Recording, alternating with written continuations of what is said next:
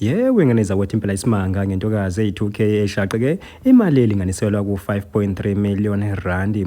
Kodwa phambi sikhuluma kakhulu-ke wengane zakwethu impela siqale sinibingelele kuyona ngembuso sithi MTV sithi nje mosiqala ngane kuyona i-channel ake wenze kulungile uciphize usubscribe nawo notification bell khonza sithola zonke izindaba eshisayo nazo izitrendayo.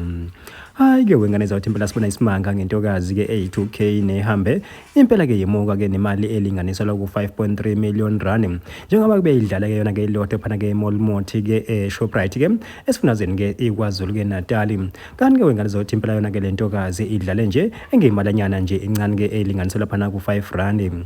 Kanti-ke bafowethu impela uthe mangabe iphawula yona le ntokazi yaveza ukuthi-ke impela-ke lezi namba-ke ebilokhu-ke ebizidlala bekuyinamba-ke ezizodwa nakuyizinamba-ke ezazidlalwa-ke uyise-ke ongasekho-ke emhlabeni nokuthi-ke impela-ke ubaba wakhe wamtshela ukuthi cha wendodakazi yabona-ke lezi namba lezi-ke ungakulingi-ke impela-ke uzishintshe hlezi nje wena-ke udlala zona ngoba ngelinye ilanga izona futhi-ke eziyokuwinisa.